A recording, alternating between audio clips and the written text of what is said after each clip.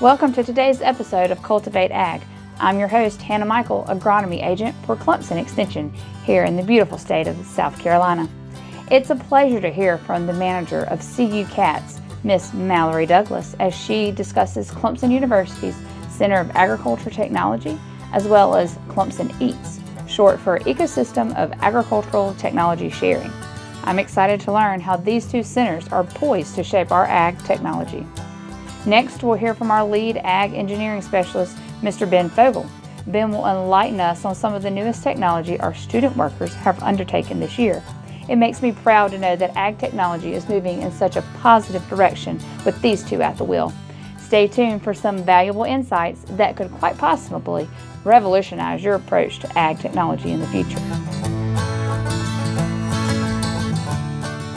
I'm Mallory Douglas. I'm the business manager with Clemson University's Center for Ag Technology. So that's what CU CAT stands for. So if you hear us referring to CU CAT, it's our Center for Ag Tech. We have a lot of acronyms, and I'll break those down in a little bit. But we're super lucky that Ben Fogle's here. He's our lead ag specialist, and so he'll get into more details on the technology and some of the solutions that are available for farmers now and that are also kind of in the pipeline. So yeah, I'm going to start by talking about CU CAT, EATS, and precision agriculture, and then I'll pass it over to Ben for the fun details. I wanted to include a little breakdown here because we use these terms and it can get a little confusing. Everyone who knows Clemson knows we have like a lot of centers and acronyms and titles for things. CU CAT's our umbrella organization that all of the Clemson Ag Tech programs fall under. So CU CAT's about 2 years old, established by the Board of Trustees and also funded by the state. They really believed in our mission to provide value for farmers and model that extension services model to really spread the information and be a service for the farmers and for the state. We're also across the state. So our headquarters is Edisto Research and Education Center in Blackville, but our team is at, as you all probably are aware, Clemson has locations across the state, and our team is pretty similar. So I'm out in Charleston, Ben's in Blackville. We have some team members who are on campus and at other research and education centers. So it's nice that we can kind of be everywhere so that someone's always an hour or two away from anyone in the state. So then in the middle, we have EATS. So this can be a little bit confusing, but this is how industry can get involved in a community consortium. So this is a newer program. We're building it out now. The goal is to bring a diverse set of companies and external organizations together into one community and then listen to their feedback on what they view as important trends in the ag tech industry and allow them to weigh in on a research or a request for proposal to seed grant a research program. So it's getting a group together, getting consensus on what's important for Clemson researchers to tackle in the ag tech space, and then providing them the opportunity to have their voices heard. And we also have other like networking opportunities for them and events. So I'll talk a little bit more about that, but that's what that stands for. And then we have Clemson Precision Agriculture. So this is a program that's been around actually longer than CU CAT has been established, but this is a program dedicated to ag technology, and we kind of use precision agriculture and ag technology a little bit interchangeably. It's a lot of overlap. So this now has a home with CU CAT, so we can extend our resources towards precision ag and to faculty and staff in that program. So yeah, our mission with CU CAT is to collaborate and to serve the state. So we know that as Clemson and as a college, we can do a lot of things really well, but we also understand that to really make an impact in ag technology for the state and beyond, that we need to work with industry, funding agencies, and kind of everyone involved to really meet our mission of providing that value for our farmers. This is our team. So we have an administrative team, a technical team, and education and extension. So we try to model that 3 pillars of the land-grant mission of research, education, and outreach. So everyone on our team has a really important role in that mission. So we have people who kind of oversee the organization. We've got folks like Ben and Trey who work specifically in IT. They're, really supporting research being done. And then we also have extension specialists and folks who even work with students. So we're trying to kind of tackle this from all angles here.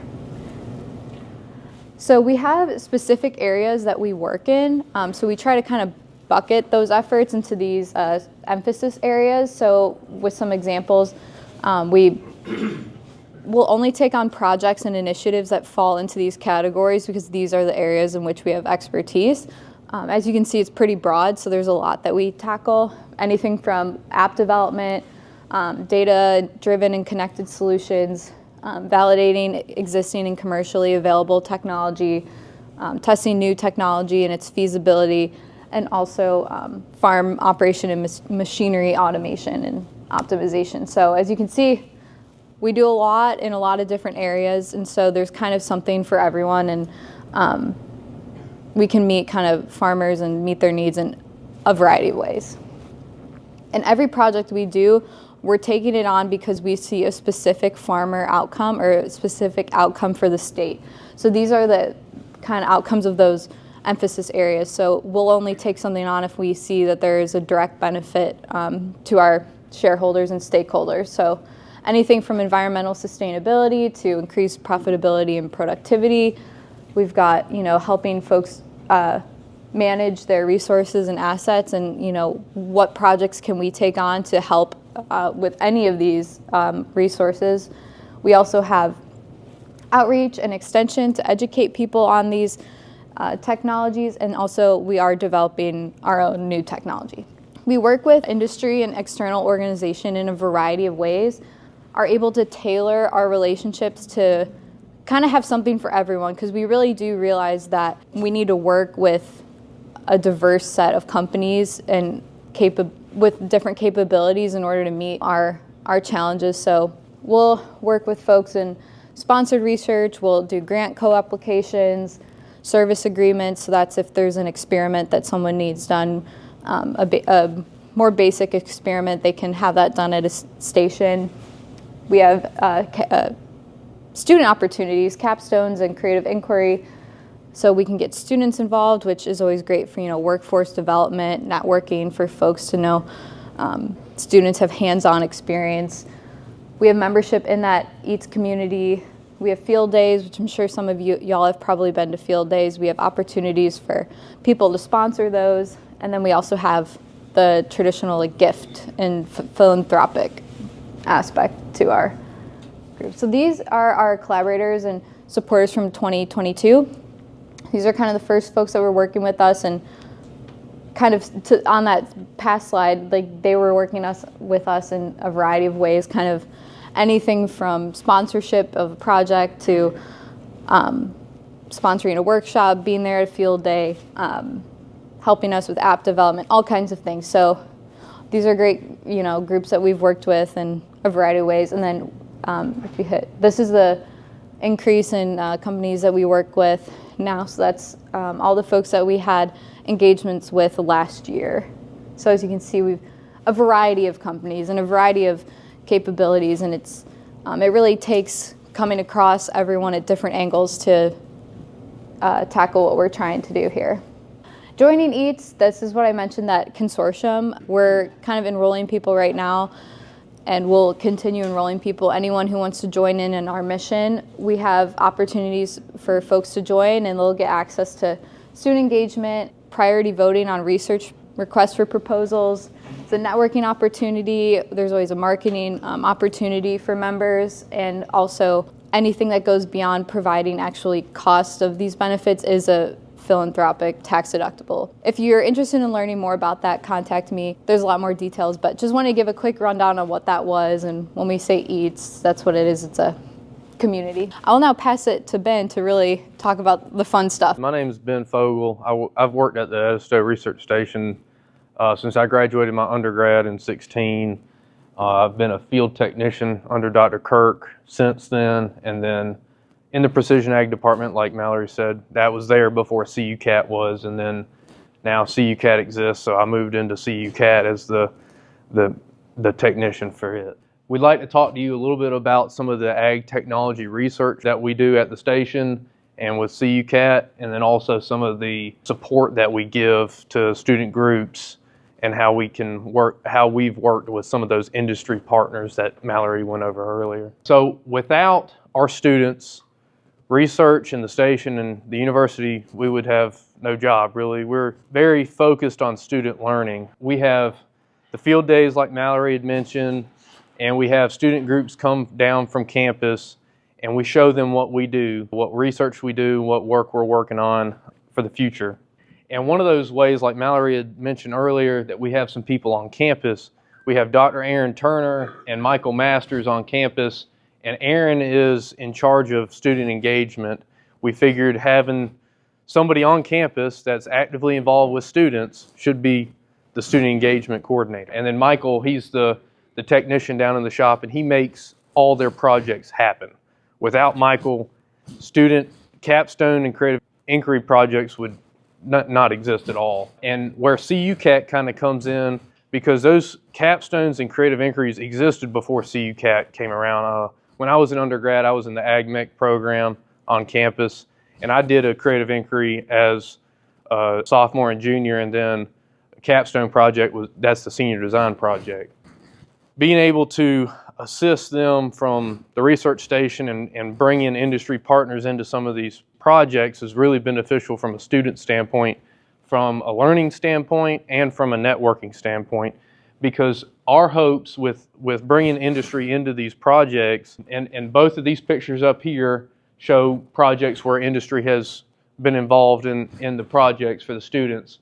Our hopes is that maybe the connections that these students make while they're on campus doing the projects for these industry people, that could potentially lead to a future job down the road, or an internship for a creative inquiry, a student involved in creative inquiry. This project with RM King, this is an example. We have two examples of how we have worked with industry on collaborative projects. This project was with RM King. They're the only cotton picker parts manufacturer in the United States that doesn't outsource things to other countries. They're based out of California, and basically we wanted to see what the threshold was on when you needed to replace cotton picker spindles.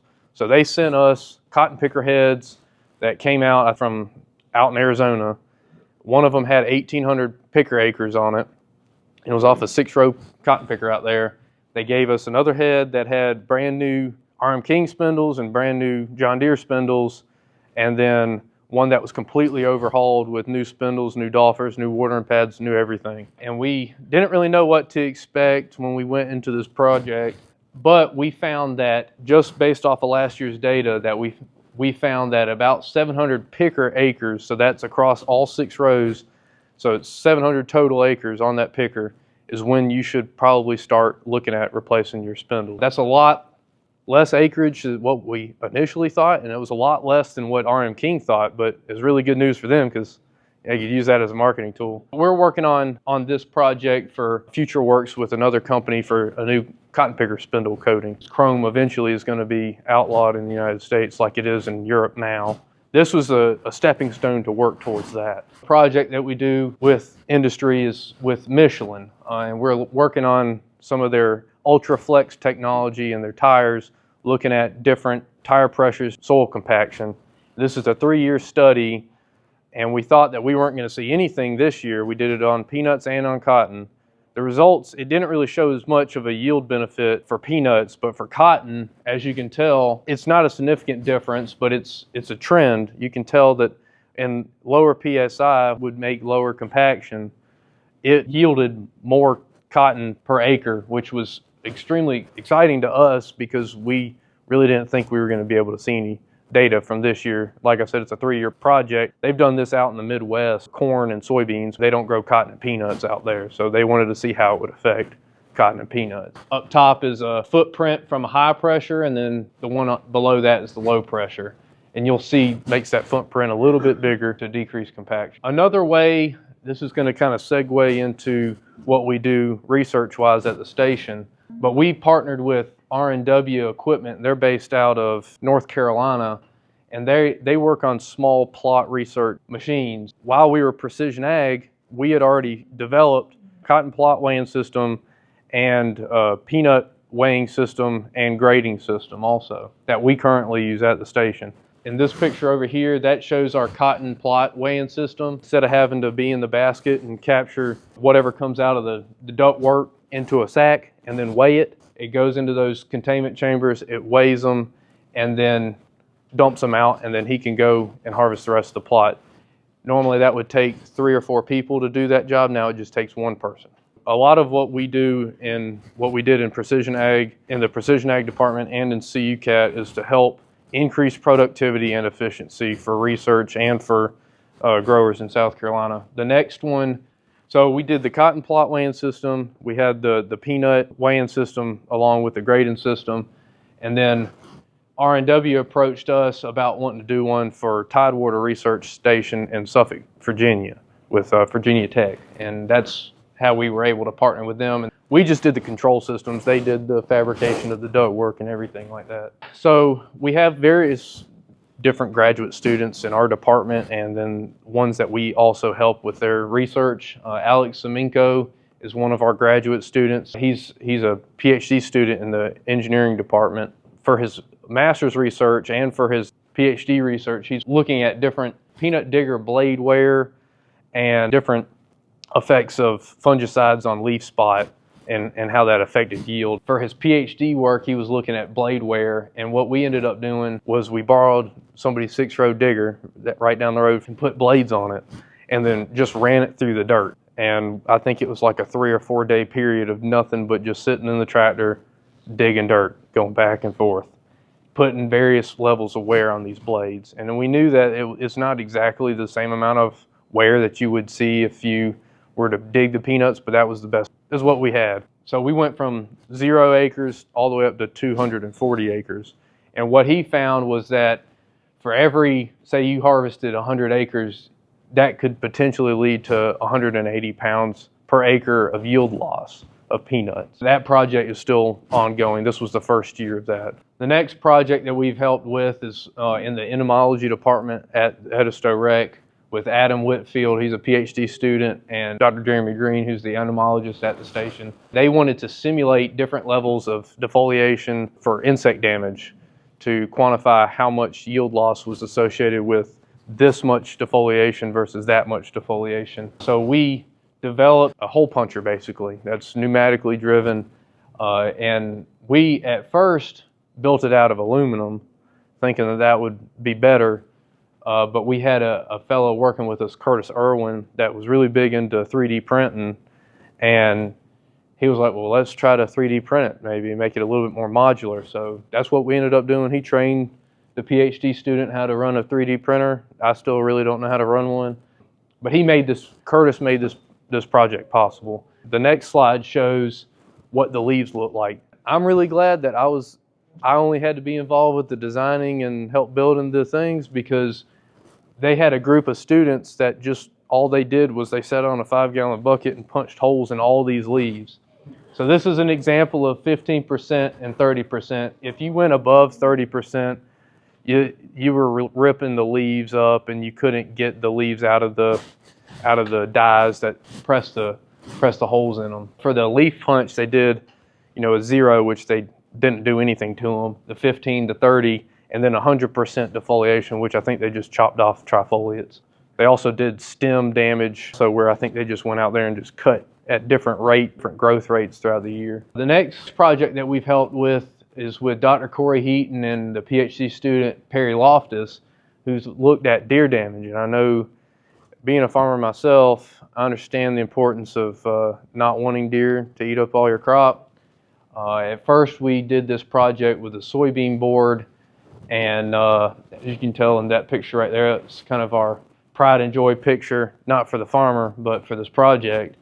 They literally went up to the cage. There's a little exclusion cage that we built right here, and we would have them strategically or just placed randomly throughout the field, and they literally just came right up to the cage and ate the soybean. And then this image here, a deer population survey software that our department also developed to help quantify how many deer were in a specific area. We've also done this project with cotton and in peanuts, and that picture is literally the same for cotton and for peanuts.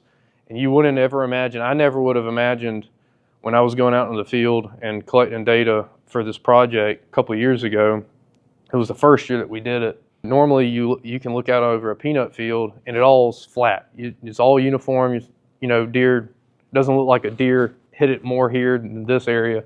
But in those exclusion cages, you could tell it was a completely different foliage. So now I'm going to go into some of the research that we do at the station. These are pictures of peanuts. This is peanuts here. And this is basically, we've developed a software that can remove the background and look at canopy coverage. It can look at canopy coverage rates and look at leaf tissue nitrogen rates. And we use this program now really to look at nitrogen deficiencies from poor inodulation. We worked with USC Aiken on some of this with different types of soybean varieties that are out there, some that may not inoculate as well as others, just to try to find a certain trait that they're trying to find for inoculation. Like I said, we use this for leaf tissue nitrogen. We went out there, we actually grabbed trifoliates off the plant, sent them off to get them analyzed, and then use that to train the software that we developed, train the models to predict the leaf tissue nitrogen. It turns it into an RGB value. You can tell over there it's a lot more yellow than this side. It's just an image, so what we normally do, so this is a real life application. You know, it is research, but it's a farmer's field. A fella called us and said, my field, there's a lot of yellow spots in this field, and I'm thinking about putting out some urea to help out because I don't think it's nodulating as well as in other parts of the field. So what we did was we split this field up into 250-foot grids, and each one of those spots I flew the drone over, took a picture. It was a top-down picture. This is where we converted those images into pixels, into color pixels of where the yellowing in the field is. So the red spots right here, this is a contour map based off of those color pixels. The red spots were poor nodulation or weak nitrogen levels that we have predicted in our models, and then the green is like a higher nitrogen level in the leaves. And it's basically using kind of like I don't know if you've heard of NDVI or not, but that's essentially what we're able to see. It's not a true NDVI, but it's an estimated NDVI based off an RGB picture. So this is the image. This was the contour map versus the actual oblique image that I took with the drone. Where it's red here is where it's yellow here, and the red is correlated to like low nitrogen levels in the leaves. So we made a prescription based off of the contour map that we created in the software that we developed, and we uploaded that to the spreader truck when they went out and spread urea, and it was basically an on-off. So this area got urea and this area didn't. This is soybeans. We thought it had to do with poor soils and poor inoculation. Well, there used to be a road right here. It used to be a road right there, and that's what the farmer that we were working with, he said it never produced soybeans in that. We went through the field, spread urea in the spots where we thought we needed to spread it, and this was before and this is after. And then there's another picture. This is the back part of the field before and after. So it really helped, and the farmer was really impressed with it too. In some years it doesn't pay off to do that, but so you can soil test. You can split it up into different zones or different grids, however you want to do your soil test analysis. But this is like a rescue type thing. This is after you've already spread all your nutrients at the beginning of the year before the soybeans were even planted. Soybeans come up and you're like, man, something's wrong with this field. And this is just to help push it to actually produce something. This was just a farmer called us and said, my field looks terrible. Is there anything you can do? And this is what we were able to do for him. And I forget how much he cut off this field, but it was significantly more than what he had done in years past just by not putting anything out. And it also saved him a lot of money by not broadcasting the whole entire field with urea either. And he could have gone out and done soil tests while the crop was there. But like I was saying earlier, normally you would spread all your fertilizer at the beginning before you plant. And in soybeans, you normally don't put urea out to it throughout the year anyway. It was just nitrogen. So now I'm going to move on to some of the digital solutions that we're working on and some of the future things that we're kind of looking at. So CPIT, I don't know if many of you people have heard of CPIT or not, but that's our center pivot irrigation testing program that our department kind of created, and it's kind of morphed into the water agent's duties now. This is Becky Davis. She's the head of the CPIT program. She's one of the water agents across the state. Probably collectively we've done several hundred tests, 300 or 400 tests across the state. I think we did about 200 of them before we even released this as a publicly available thing where we would go out and do a test for somebody to make sure it was right. As of 2020, that was when we kind of started doing these tests. It was a good excuse for us to social distance during COVID. But we went out into the field and we figured out whether or not somebody's pivot was uniform or not, and how efficient it was or how inefficient it was. And we were really shocked to find out that even some of the brand new systems were just as bad as the ones that were 20 years old if they weren't nozzled correctly. And there was one that we had that a fellow had just put up 3 or 4 months before, and we checked it, and it was worse than some of them that were 20 years old because they had nozzled it incorrectly. And you wouldn't know that, the farmer didn't know that, and he wouldn't have ever known that except for whenever the crop was growing and there were waves in where the rings were when it went around in the field.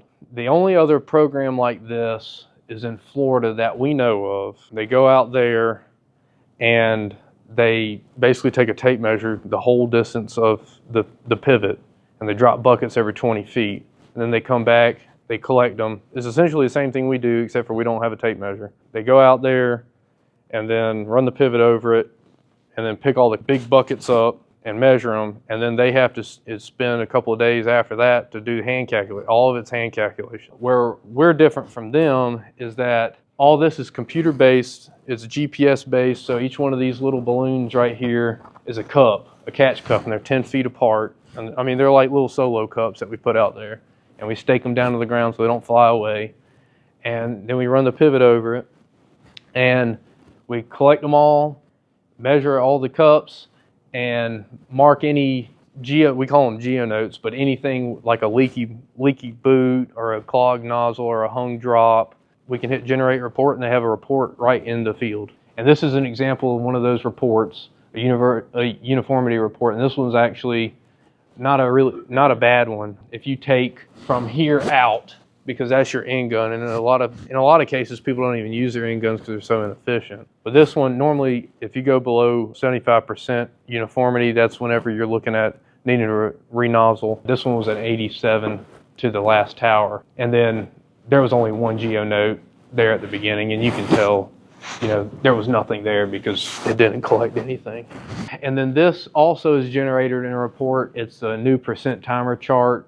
A lot of the pivots, they'll come with a percent timer chart where how you would be able to set the speed of the system, because that's what dictates how much water is getting put out. It's just the time it takes to go around in the circle. And a lot of them are wrong, and a lot of that's due to just age on the equipment, on the nozzles. Orifice sizes, they get bigger with time. Some water is harder than others. And so there was an example of that. There was a fellow in St. Matthews that we did a test for, and he thought he had been putting out an inch the whole time. He said, I know that it's not putting out enough, but I'm doing what the chart told me.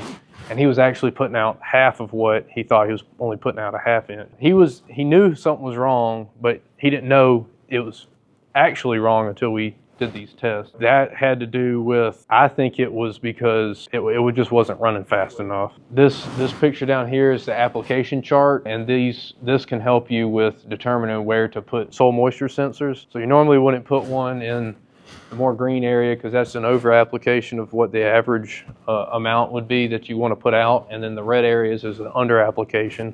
Your yellow areas are kind of your average, and that's where you normally would want to put a soil moisture sensor.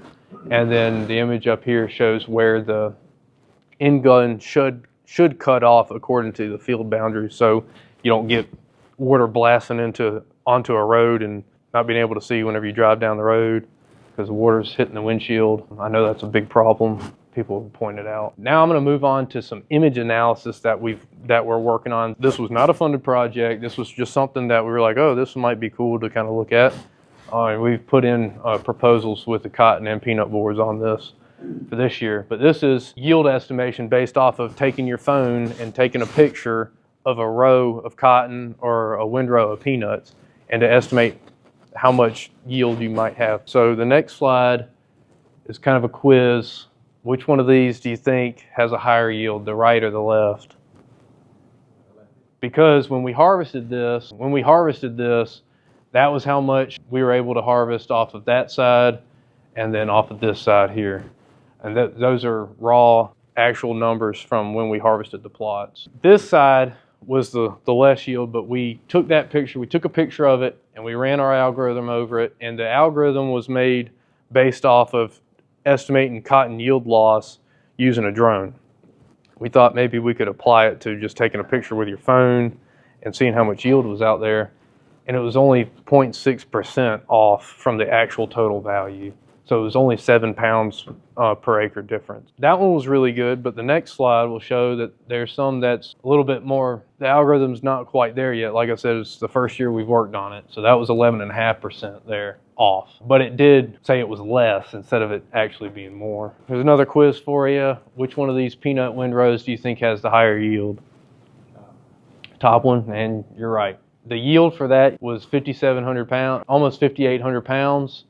Our model predicted it being 5,200 pounds, so it was 500 pounds off, 570 pounds off, but it was only 10% error. And the next slide, that was a 2.8% prediction error off. Just wanted to show you there's some good predictions and some bad predictions, and we're still kind of working it out. So on average with the cotton, we had a 6% average of error, and then peanut was 7.6% error. Another image analysis project that we've worked on with other grad students was with Hope Beckton and the peanut specialist Dan Anko on just being able to take a picture, like a farmer could go out to the field, take a picture of what he thought was injury on a peanut plant, and it could say whether it was paraquat injury, it could have been a healthy plant, or it could have late leaf spot. And that would alleviate some of the questions that some of the researchers, if an extension agent couldn't get to them at the time and they just wanted to know what they needed to spray, or maybe I had some Liberty left in the tank and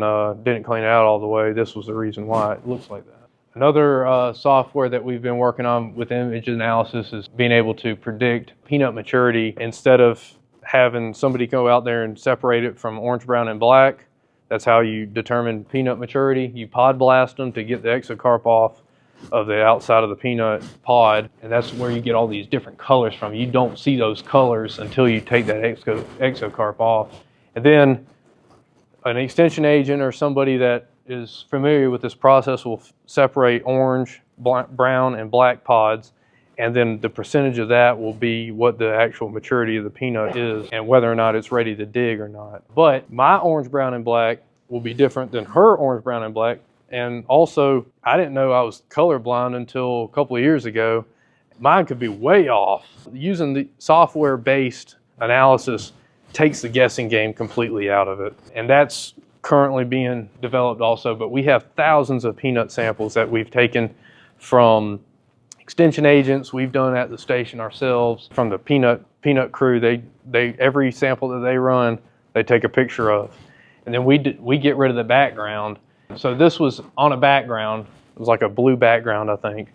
And then we got rid of that background and just had the peanuts there. The amount of processing time and the amount of time it takes to go through a lot of those samples, it takes forever. So we have a graduate student now, Virginia, that is working on how to speed that up, whether or not full resolution is better than maybe a not so great resolution of picture. And we found that the 250 kilopixels is sufficient enough to be able to see whether it's an orange, brown, or black pod.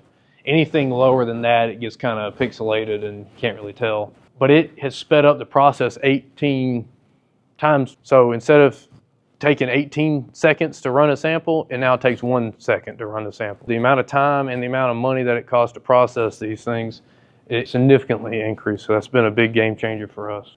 So now I'm not going to go through all these web apps that we have. I know there was a couple of handouts that we had up here. If you're interested in any of these, you can take a picture of this with your phone. But these are some calculators and some web apps that our department has created to help growers increase their knowledge on kind of what to do. There's like a peanut digger conveyor speed calculator. A lot of people, they would just kind of guess about how fast their conveyor speed is versus their ground speed. This takes the guessing completely out of it. It's basically a stopwatch. And we've figured out how long it takes or how many bars are on a chain, and you can set your conveyor speed based off of that. There's also a pivot fertigation calculator and a lime calculator. We've had a really big impact. 177 countries have seen these. People from all over the world has come in contact with these calculators. This is a map of the U.S. of Texas and Illinois have really been the ones, especially for the EMC calculator for grain bin storage. That's been a really big one out there. And then this is a map of South Carolina with the reach that we've had in South Carolina. We have a feed ration calculator that was brought on by Scott Sell. He used to work at Edisto Rec. That's to calculate a nutritional analysis. And this is just an example of the inputs that you can put into the calculator. And then this is what your mix sheet is coming out on the back end. The feed ration optimizer, that can automate the process that we did with the feed ration calculator. But this is to optimize feed costs. And then you can take the output from this calculator and push it into the feed ration calculator to figure out what you want to feed your cows or your sheep or your goats. You can do that too. And then the lime rate calculator, that was one that we created to calculate the lime requirements based off of soil conditions. So you can just figure out what your soil pH and your buffer pH and then what your mixing depth is, and then it will basically spit out a recommendation based off of those two values. And then you can compare different sources of lime also. The next one is the NPK calculator. So say for instance, I forgot to put on the soil form that I wanted to do the analysis for peanuts, but I had put on there that I was planning on doing cotton this year, and then I changed my mind, I was going to do peanuts. I would get the analysis back but then I'd say, well, what do I need to do for peanuts? So I can go into the calculator, put the same soil code in there, the crop name be your crop code, and then put the levels of phosphorus and potassium in there that comes off of the soil report that you get, and then it'll tell you a recommendation for that specific crop. There's a bunch of different crops put in there. So now I'm going to give it back over to Mallory to talk about some of the future stuff we're looking at and how we're moving forward. Thank you, Ben. So I know we're running up on time here, but on those handouts on the back side, we have different QR codes we have an event coming up. It's the South Carolina Agribusiness and Technology Forum, March 20th. Please register if you're interested. It's free. We have panelists on 4 different topics. We've got sustainability, ag tech, fruit and vegetable opportunities, and economics. It should be a really good networking opportunity and just a really great learning experience for everyone because we've got great panelists and a really diverse group of hosts and people who are coming. So definitely check that out. We're co-hosting it with Palmetto Agribusiness Council, with SCDA, SC State, Mix and Seed, and Farm Bureau. It's a great group of people who are hosting it. So definitely check that out. We're going to be increasing our events. We're going to be doing more across the state and just really trying to be out there in the community, sharing and giving networking opportunities. So then if you move forward. So what we're trying to do here is we're trying to collaborate. We are trying to, through education and development, help folks adopt new technologies to help them and be a resource for the state. Follow along with us if you're interested in EATS and joining that as like a company member.